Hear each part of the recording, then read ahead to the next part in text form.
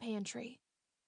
She'd arrived at her parents' home late last night after being informed of her sister's disappearance, and she could barely keep her eyes open. The coffee was too dark and thick to look appealing. But then no one in her family claimed to be related to Martha Stewart or Chef Boyardee. Thank God. She lifted the mug to her lips, breathed in deep, and choked on the fumes. She dropped the cup into the sink, her eyes watering. She tried to speak and coughed again. "What is this stuff?" she asked, wiping her mouth with the back of her hand.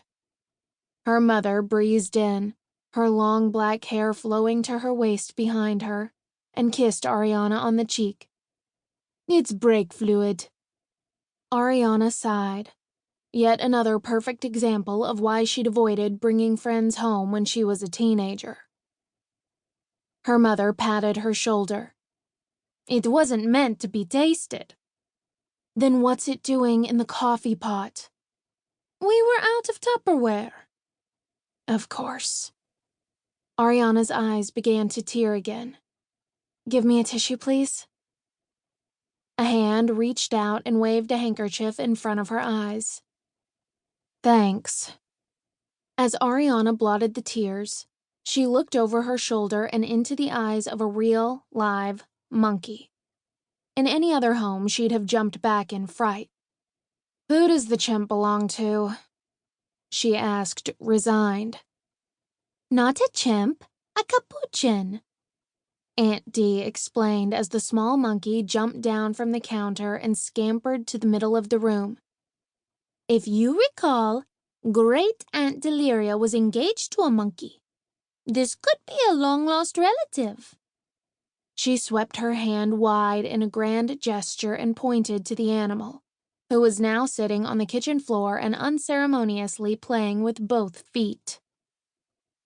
Ariana winced at the sight and didn't bother to remind her mother's sister that Aunt Deliria was an Addams Family relative, not their own.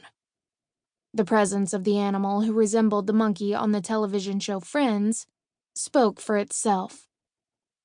Was it any wonder Ariana had escaped to Vermont and normalcy as soon as she was able? And she'd stayed there until that phone call, the one telling her that her twin sister was missing. "You people are insane. Aren't you worried about Zoe?" she asked. Zoe, the vibrant, lively one. Ariana refused to believe her sister was dead.